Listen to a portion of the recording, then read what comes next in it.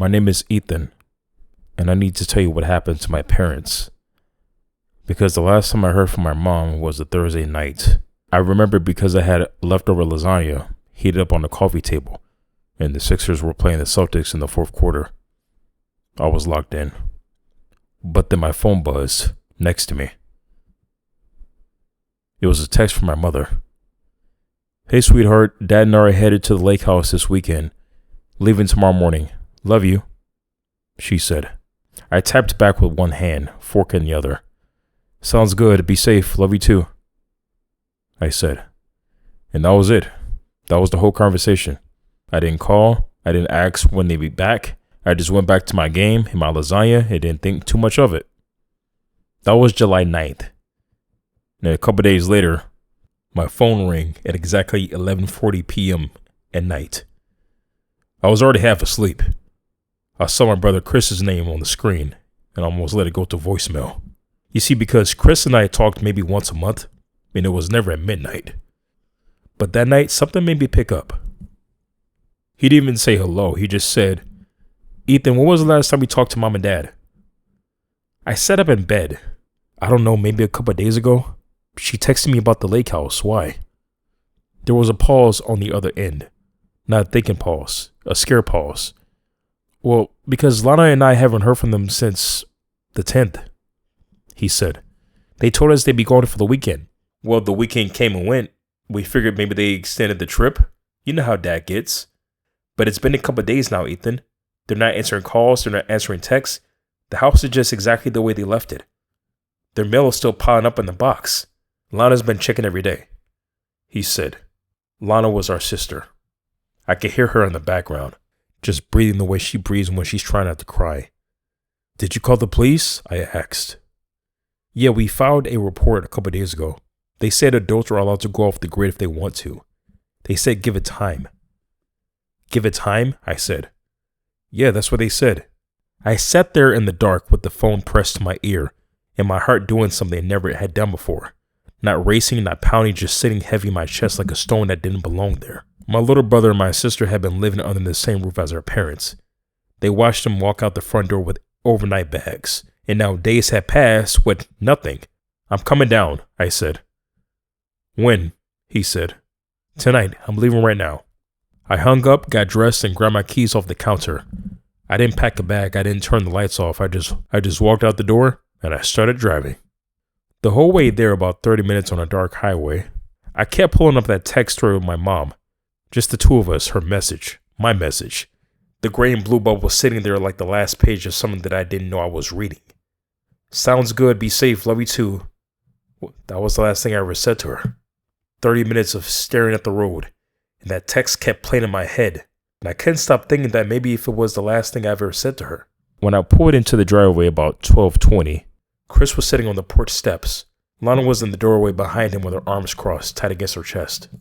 But the driveway told a different story. Chris's Civic was there. Lana's little Corolla next to it, and then just empty concrete where Dad's Explorer should have been. I don't know why they hit me as hard as it did. I already knew they were gone.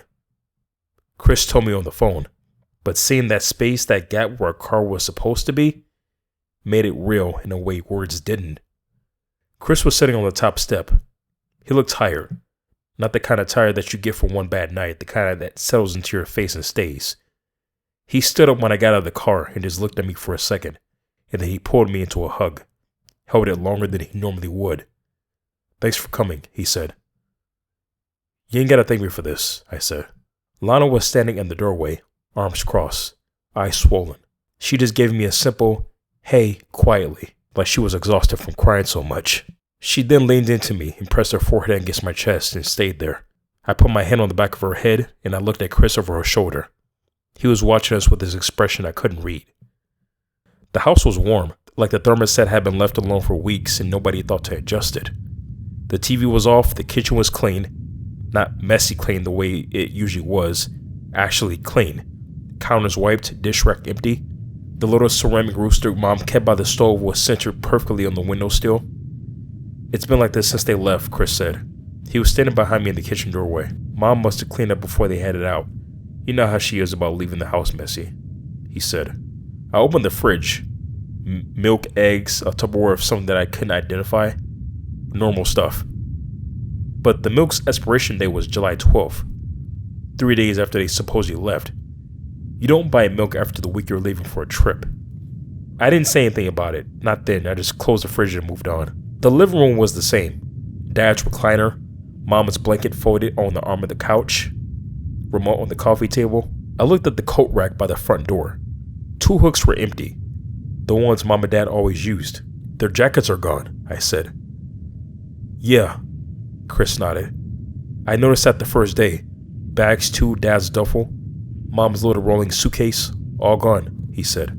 Lana sat down on the couch and pulled Mom's blanket into her lap without unfolding it. Just held it. Alright, so walk me through everything again, I said to Chris. Chris sat down and he leaned forward.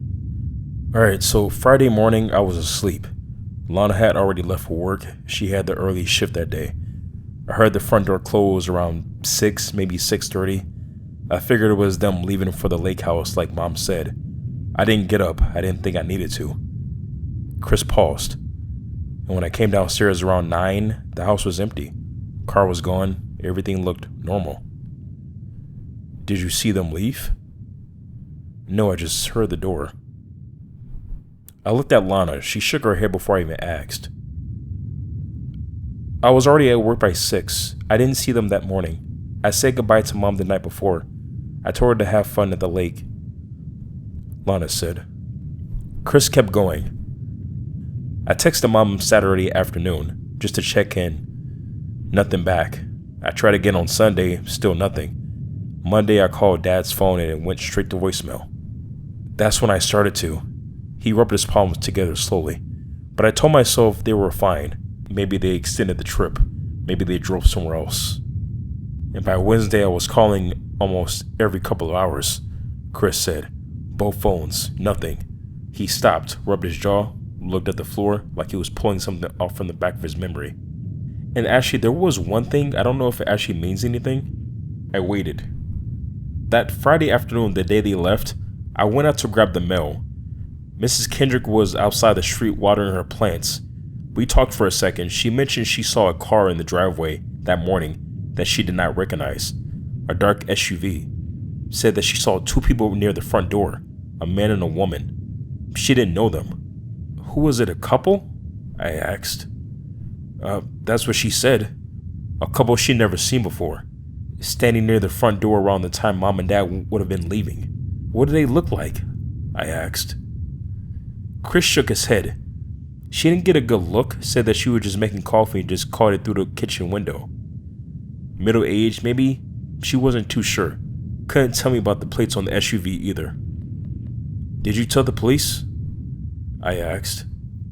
That was the first thing I told them when I filed the report. They wrote it down and said they'd look into it, but I don't know if they ever did, he said. He said it like it was nothing, like it was just another detail in a long list of details that hadn't added up to anything yet. And then he moved on. The calls that went nowhere, the police report that felt like shouting into a wall. But that detail about the couple, it stuck. It stuck because Chris didn't push it. None of us slept much that first night. Lana took her room, I took the couch. Chris went upstairs to his room and closed the door. And I heard the floor creak above me for a long time before it went quiet. I laid there in the dark, staring at the ceiling, with Mom's blanket over me. The house was doing that thing that old houses do at night, settling, ticking, breathing through the walls.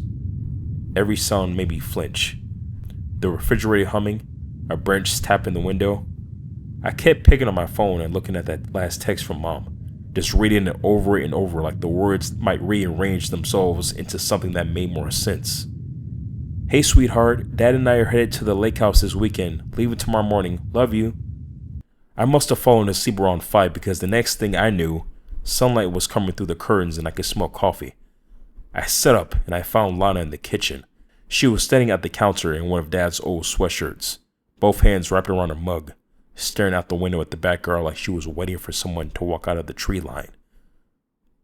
Good morning, I said. She nodded without turning around. Chris came down a few minutes later. He looked like he hadn't slept at all. His eyes red, the stubble of facial hair coming in uneven, He poured himself a cup of coffee and sat down at the table across from me. Nobody was talking. The kitchen was so quiet I could hear the clock on the wall above the stove. I was about to say something.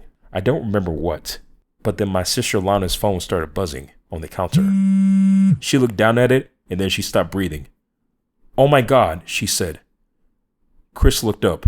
"What?" Lana picked up the phone. Her hands were shaking. She turned the screen towards us and I saw the name at the top of the message. It was Mom. The text read, "Hey honey, sorry we've been out of touch. Terrible signal up here.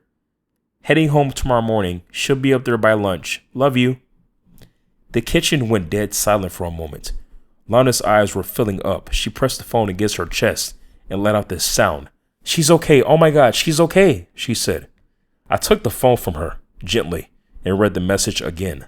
And then again. The tone was right. The way she wrote was right. The "Hey honey," that was Mom. The "I love you" at the end without a period, that was Mom. But something in my chest went unclench. I looked at Chris. He was staring at the phone in my hand with his coffee halfway to his mouth, frozen, and then he set the cup down slowly and said, "What time did it come in?" "Just now, Chris, she's coming home," she said. He nodded slowly, like he was processing it. He leaned back in his chair and ran both his hands through his hair and let out a long breath.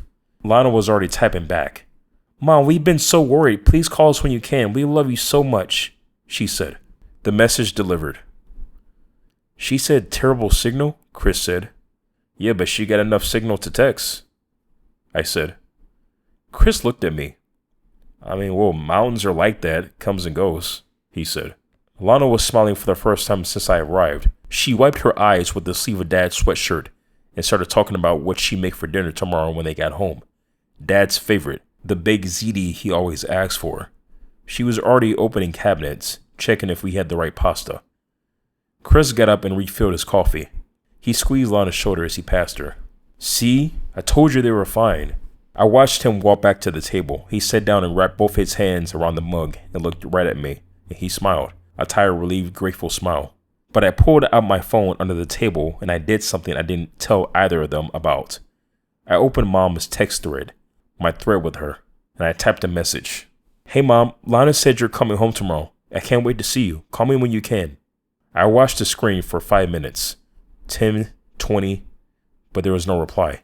If her signal was strong enough to text Lana, it was strong enough to see mine. That's what I told myself.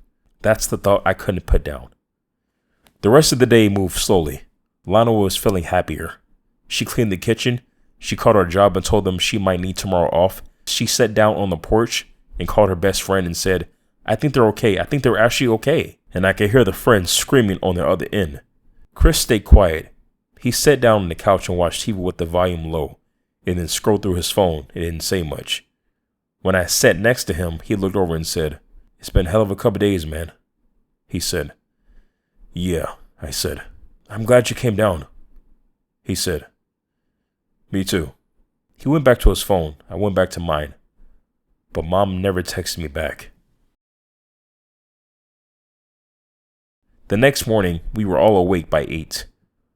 Lana had the pasta prepped and ready to go in the oven.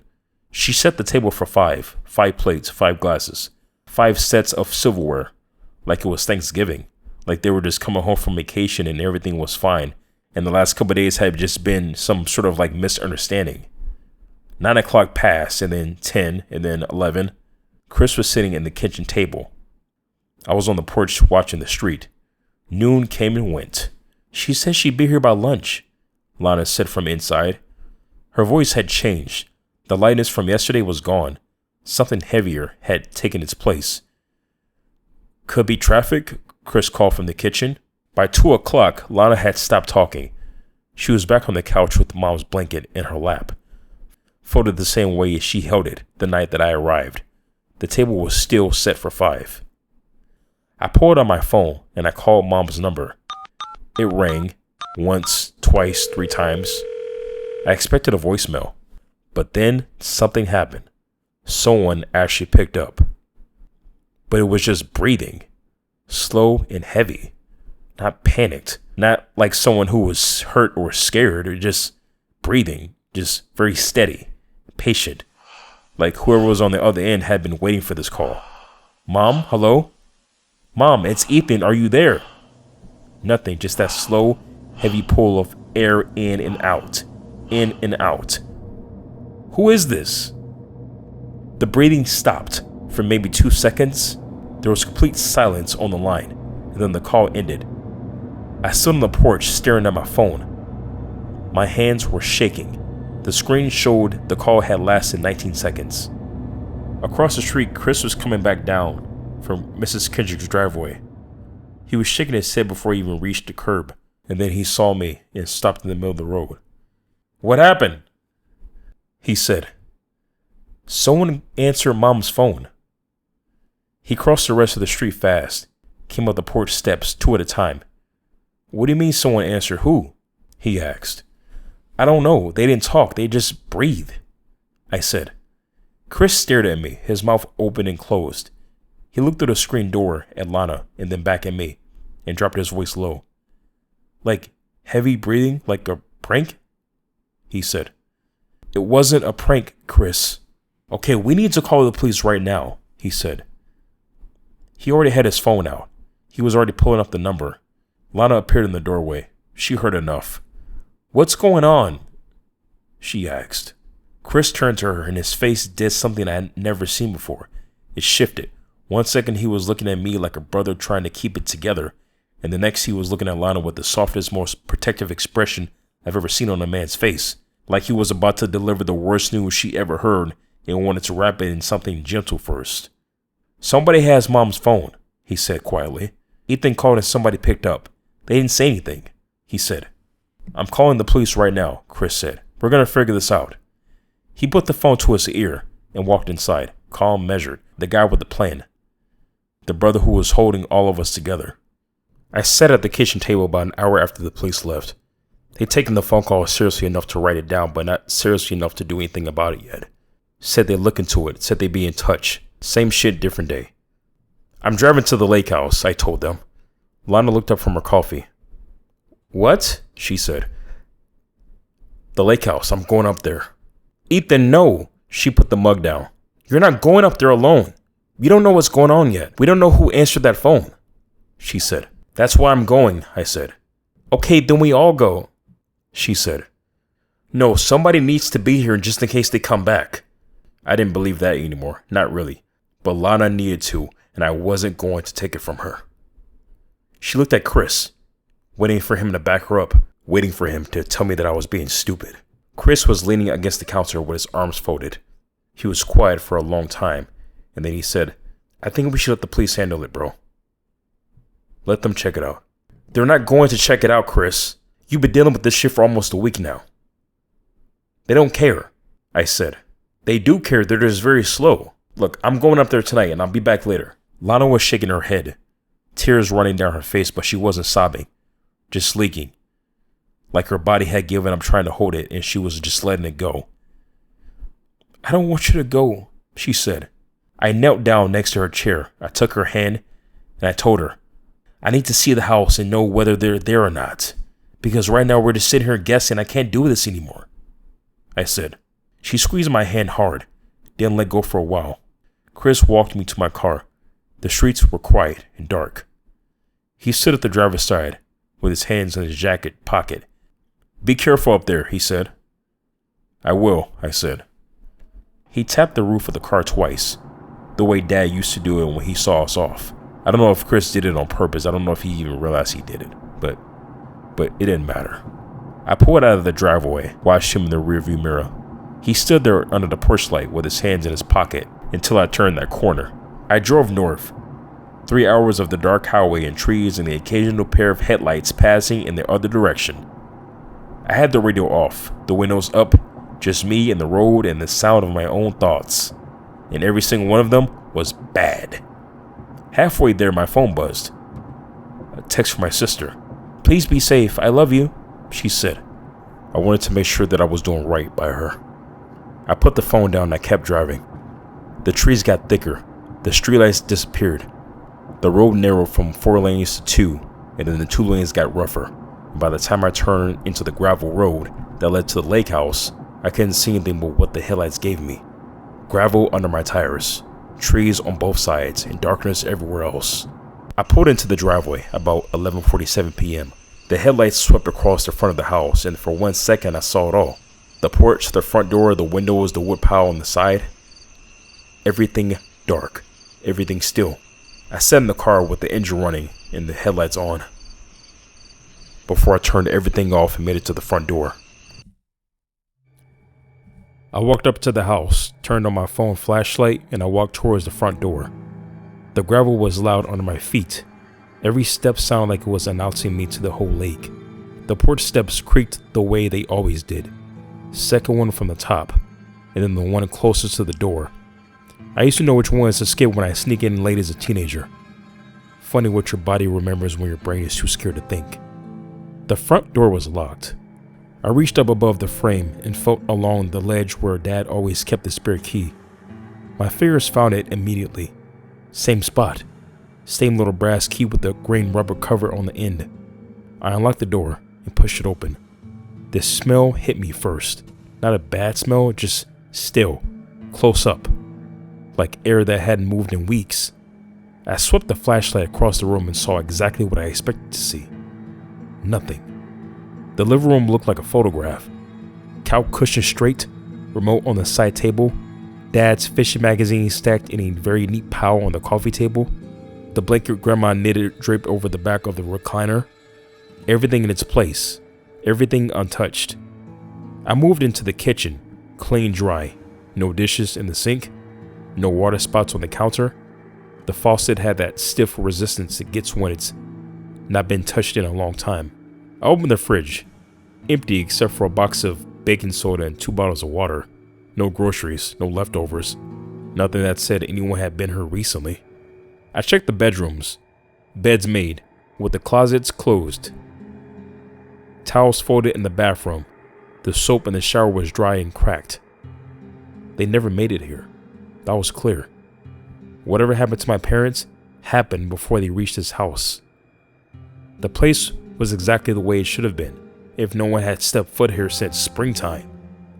But I heard something. I heard a thump. I stood in the hallway between the 2 bedrooms and listened. The house was quiet.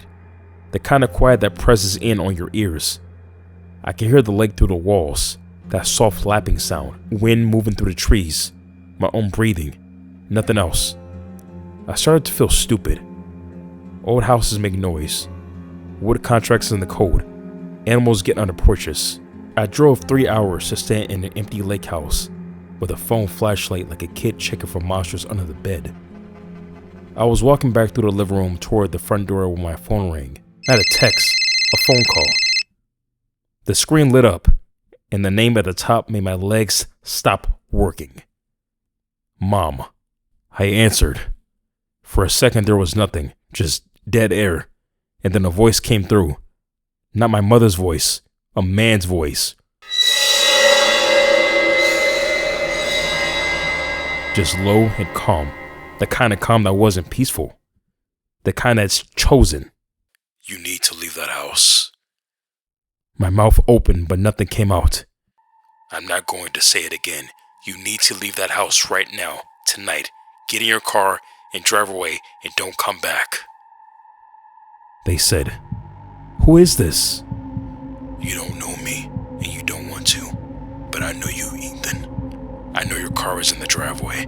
I know you came alone, and I know you're standing in the living room right now with nobody to come and save you.